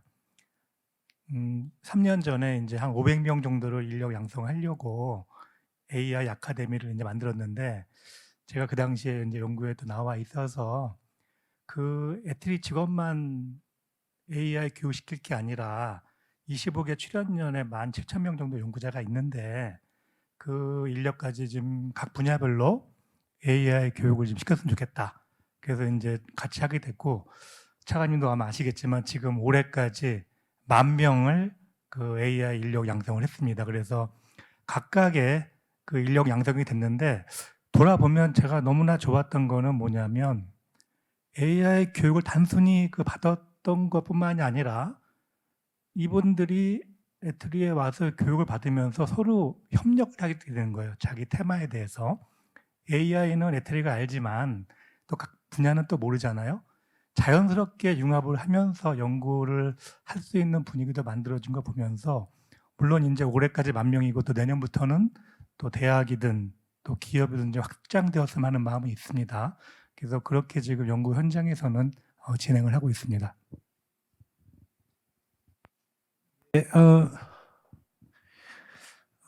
오늘 이제 기본적으로 처음으로 되돌아가면 이제 R&D 패러독스에 대한 이야기를 했고, 그 관련해서 여러 말씀들이 계셨는데, R&D 패러독스와 관련해서 많이 나오는 얘기, 아까 이제 250가 디램 이야기도 하고 했었는데, 그 몇 개 외에는 가시적인 성과가 안 보인다라는 얘기를 참 많이 하세요. 이게 이제 그건 이제 그동안에 우리가 R&D를 하는 그 연구를 하는 대상 자체가 바뀌었고 타겟이 바뀌었고, 그게 이제 응용 개발에서 이제 기초원천으로 내려온 과정에서 여러 가지 이유 때문에 이제 그렇다고 생각을 하는데, 결국은 근데 이제 어쨌든 기존에 이제 그런 어떻게 보면 아웃풋 형태로 4메가디램, 16메가디램 이런 성공사를 아셨던 분들은 왜 요즘은 R&D 예산은 그렇게 많이 들어가는데 그렇게 알만한 게 잘 안 보이느냐는 얘기, 이 지적에 대해서 혹시 어떻게 좀 말씀을 좀 해주실 수 있는지 이 자리를 빌어서 한번 답변을 좀 부탁드리겠습니다. 이런 게 바뀌어서 그렇다니, 아니면 이런 게 우리가 있는데 잘 아직 알려지지 않았다든지 뭐 그런 게 혹시 말씀을 좀 주실 수 있을까요? 우리 본부장님. 예, 그 우리 NST 본부장님께서 말씀하신 그런 좋은 사례들은 사실 우리가 이제 추격형 R&D를 할 때 타겟이 명확하고 우리가 그 타겟을 향해서 그 자원을 투입을 하면 열심히 하면 따라갈 수 있는 그런 시대였다라고 한다면 지금은 우리가 누굴 따라가야 될지 잘 모르는 상태, 거의 최선두에 와 있는 상태이기 때문에 어떻게 보면은 문제 정의 자체를 우리 스스로 해야 되는 상황이기 때문에 그 문제를 정의하고 그 문제를 풀어가고 그게 어떤 우리 삶으로 다시 피드백 될 때까지는 어느 정도 시간도 필요하고 그리고 그것들이 과거처럼 어떻게 딱 저기를 가야 되겠어라고 해서 이걸 달성했다 이것들을 국민들에게 이렇게 국민들이 아주 드라마틱하게 체감할 수 있는 성과들을 만드는 것들은 그렇게 이제 앞으로 용이하지 않다. 그렇기 때문에 저는 우리 앞으로의 이슈들은 명확한 골을 과연 이제 그 현재 문제로부터 잘 정의해서 할 수 있느냐, 그리고 그것들을 얼마나 효과적으로 지원해서 그것들이 체감될 수 있도록 만들어내느냐, 이런 것들에 더 포커스가 맞춰지는 것들이 바람직하다고 생각이 들고요. 그래서 그런 어떤 패러다임의 변화 때문에 우리가 과거의 그 영광을 지금은 다시 재현하지 못하고 있다라는 그런 것들이 있지만, 그렇게 보이지만은 실제로는 패러다임의 변화 그리고 다양화 이런 것들 때문에 그런 것들이 쉽게 보이지는 않을 수 있다.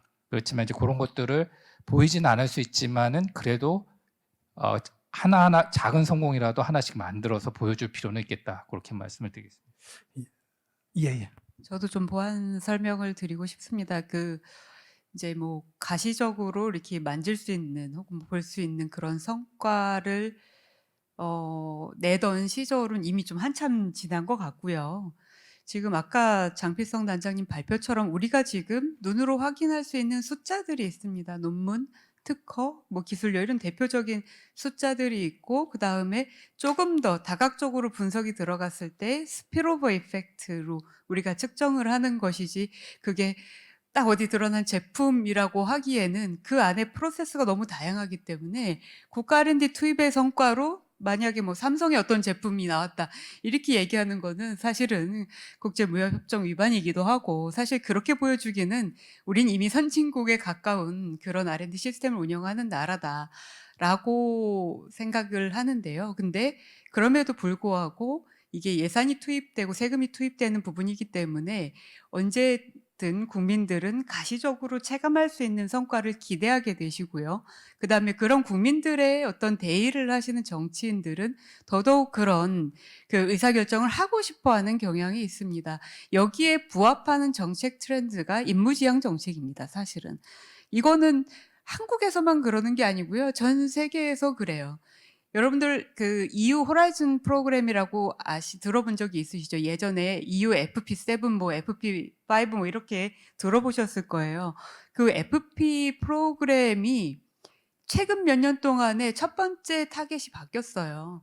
FP 프로그램은 본래 뭐를 추구를 했던 프로그램이냐면 과학적 수월성을 추구했던 프로그램입니다. Scientific Excellence가 1번이었습니다. 근데 최근 몇 년 동안 뭐가 1번이냐? 미션이 1번입니다. 왜? 그것도 역시 국민의 세금에 기반해서 운영되어야 하는 그런 모델이기 때문에 우리도 지금 현재 임무지향 추진하고 한계도전, 그러니까 약간 미국형 임무지향 추진을 하는 바가 있는데요. 예, 한국은 약간 미국형 임무지향을 너무 선호하는 것 같은데, 실질적으로 임무지향의 본질은 그 국민들이 체감할 수 있는 사회적 문제들에 훨씬 더 있습니다. 또 그 부분도 우리가 안 해왔던 건 아니에요. 사회문제 해결형 사업이나 국민생활연구사업 같은 것들을 해왔기 때문에 이 부분들을 기존에 어떻게 보면 약소하게 운영을 해왔다거나 아니면 기존의 R&D 트랙하고 별반 차이 없이 운영해왔다면 그 부분을 고쳐가는 게 우리의 숙제지, 이렇게 이제 국민들이 원하는 성과를 어디서 보여줄 거냐, 이 숙제를 사실 그런 새로운 그렇게 사업들을 업그레이드한 데서 찾아야 된다. 이게 이제 하나의 숙제가 된다라고 보이고요. 그 다음에 이제 중요한 건 임무지향의 이런 사업들을 운영해 왔을 때 다른 나라는 왜 좀 더 성공적으로 보이느냐, 이런 포인트들도 분명히 있습니다. 그래서 그런 포인트들을 잡아서 우리나라에 좀 적절한 인무지향 사업들을 만들어내는 게 굉장히 숙제인데, 또 우리나라에 적절한 거를 해외에서 베껴오긴 참 힘들어요. 그 제도가 많이 다르기 때문에. 그때 우리가 가장 벤치마킹하기 가까운 쪽이 사실 국방입니다. 국방은 원체 인무지향이 강하기 때문에 국방이랑 협업하면 사실은 연구자들은 굉장히 힘들어요. 하지만 국방이랑 협업할 기회를 더 많이 기회를 만드는 게 한국에서 인무지향을 좀 빠르게 실현할 수 있는 방법이 아닌가, 이렇게 생각을 하고 있습니다. 예. 혹시 뭐 이강호 본부장님부터 할 말씀 있으세요? 관련해서? 저희가 지금 저희들도 많은 지금 요청을 받거든요. 뭐 메가디램 같은 거 뭐 없나? 뭐 그렇게 돈을 줬는데 효율적이 없고 가셔야 되는 생각 없고, 사실 우리나라의 장점이다 단점이 그 절차적 합리성이라는 게 되게 좋은 것 같아요. 사전에 스타트하기 전에 나름대로의 그 공감대 형성이나 이런 걸 하긴 그렇지만, 그 또 하나의 단점은 시간이 많이 소요가 되거든요. 아까 국장님께서도 말씀하셨지만 2년 전에 뭐를 하고 1년 전에 뭘 하고, 사실은 2년 전에 하지만 그건 예산의 프로세스지만 그 로드맵이나 테마는 또 3, 4년, 사실은 시장의 변화하고 이 절차적 합리성의 변화하고 많이 갭이 벌어집니다. 그만큼 성과도 또한 성과 측면에서 바라보면은 과거에 한 20년 전에 뭔가 곰팡이 관련된 소재를 하나, 항생 소재를 만드는데 어느 날 이게 제약회사에서 연고로 되는 거예요. 그게 한 10년 걸릴 수도 있어요. 그러니까 결국은 기업이 시장과 고객과 상황 변화의 속도하고 정부 R&D의 속도하고 틀리기 때문에 시장에서 민간 투자로 빠르게 추격형이든 선도형이든 해서 내보낼 거라면은 개발을 하고, 또한 그렇게 개발했어도 적용하는 제품의 형태가 연고로 갈 거냐 음식으로 갈 거냐 다양하게 바뀌기 때문에 사실은 정부 R&D가 민간하고도 틀리지만 이 절차와 시간과 5년 3년 R&D라는 이걸 다 하기 때문에 결국은 16메가드램이 32, 32가 64 이런 쭉 중장기적으로 이게 계속 컨티그 맵처럼 연결되는 거라면 대형 성과가 나올 수가 있지만, 저희는 기지원, 기개발 이런 복잡 단단한 그런 제도적인 그런 스팟들이 많이 탄재했기 때문에 반도체 같은 성과가 나오려면 어마어마한 전략적으로 R&D가 지원되지 않는 한 사실 발굴하기는 되게 어려운 관점이 있고, 그럼 과연 이걸 어떻게 해결할까? 저는 아까 그 좌장님께서 처음에 질문할 때 이제 대기업 관련된 키워드를 하나 말씀해 주셨는데, 사실 대기업이 정부 과제를 하는 거에 대한 부정적 시각이 있을 수도 있었고 없을 수도 있습니다. 그렇지만 시장 주도 자체가 대기업이 할 수밖에 없는 영역이라면은 대기업과 연결된 1차, 2차 협력사들과 같이 협력할 수 있는 탑티어형 그런 시장 제품도 있거든요. 그런 것도 과연 할 수 있지 않을까? 그러면은 지금 현재 R&D 제도 측면에서 자율성 트랙이든 국가 전략기술이 됐든 인무지향형이 됐든 민간 주도형 R&D 됐든 사실 대기업의 문턱과 대기업의 메릿과 정부 지원에 대한 목마름만 해결할 수 있는 키워드가 있다면은 대기업 주도의 R&D를 통해서 사실은 그런 성과 지향형 그 과제도 예측이 가능할 수 있다고 보거든요. 그래서 지금 당장 국가에서 개발한 거 가지고 반도체 성과 없냐, 이거는 사실 어려운 측면도 있지만 과거는 있고, 만약에 그런 성과가 있으려면 대기업 탑티어 주도형 시장에서 할 수 있는 프로그램도 고민해 볼 필요가 있지 않나, 그런 생각이 듭니다. 예, R&D 패러독스에 대한 첫 번째 관련해서는 개인적으로는 R&D 패러독스라고 하는 게 불명확하고 하다는 그 지적을 해주셨는데, R&D 패러독스라는 말은 좀 안 썼으면 좋겠어요. 그렇다고 아까 하는 것처럼 R&D의 비효율적, 효율성 문제는 저는 있다고 봐요. R&D를 어떻게 효율성을 높여야 되느냐 문제는 정부 예산을 집행하고 정책 목표를 달성하기 위해서 그런 걸 하는 입장에서 보면은 앞으로 뭐 10년, 20년 계속 지속되어야 된다고 생각을 합니다. 다만 R&D 패러독스라고 하는 게 투입 대비 성과가 없다라고 하는 그 주장이 사실은 너무 불명확한 주장이고 인과관계 자체도 없는 문제이기 때문에 그냥 어떻게 보면 R&D의 성과가 없다라고 하기 위해서 R&D 패러독스라는 것보다는 아까 이런 것처럼 진짜 R&D 옛날 가식 성과 말고 이제 많은 부분에 스며들어가 있는데 실질적으로 이제 IT 분야에 거기도 이제 섹터별로 들어가야 되게 바이오도 그렇고 G7부터 쭉 굉장히 많은 것들을 해왔고 우리나라 R&D 그 예산에 거의 가장 많은 게 IT하고 바이오를 하는데 그러면 이 성과들이 다 어디로 갔는지에 대한 이런 부분들은 이제 어떻게 보면 우리 이제 학계 정책 연구기관에 계신 분들의 몫이라고 봅니다. 데이터를 가지고 정말 한번 보고 그래서 우리가 했던 정책이 어떻게 사실은 아웃풋이 나오고 이게 우리 생태계를 건강히 만들어 가는지에 대한 부분을 좀 해야 사실 우리가 하는 정책이 제대로 효과를 발휘하는지에 대한 그런 논의를 좀 시작해 볼 수 있지 않을까 싶고 아까 이제 임무지향형 이야기를 하는데 사실은 저희 나라는 임무가 이미 정해져 있죠. 탄소 중립이라고 하는 절대절명에 지금 산업계가 같이 우리가 부딪힌 문제가 있고 그건 시기가 정해져 있는 문제이기 때문에 그건 정말 임무지향형으로 해야 된다고 생각을 하는데 의외로 이제 보시면 임무지향형 정책을 폈다는 게 무지무지 어려운 일이잖아요. 제가 보기에는 우리 기획보고서를 보면 그 정도 기획 가지고는 안 된다고 생각을 하거든요. 매년 단위에 측정을 해서 롤링 플랜을 가져가야 되는데 그래서 진짜 임무지향형으로 사회 문제, 아니 글로벌 난제라고 하는 부분들을 해결할 수 있는 체계를 부처에 상관없이 그건 진짜 뭐 모든 부처가 합심해야 되고 정부 민간이 합심해야 되는 부분인데 오늘 우리 이제 새로운 도약을 위한 국가 R&D 회과 전망이라는 측면에서 그런 임무지향형 이런 그런 정부 어떻게 보면 시장 실패를 보완하는 이제 정부 역할인데 이것을 효과적으로 수행하기 위한 방안들을 앞으로도 좀 논의를 해 갔으면 좋겠다는 것으로 오늘 토론을 일단 마무리하도록 하겠습니다. 고생하셨습니다. 고맙습니다.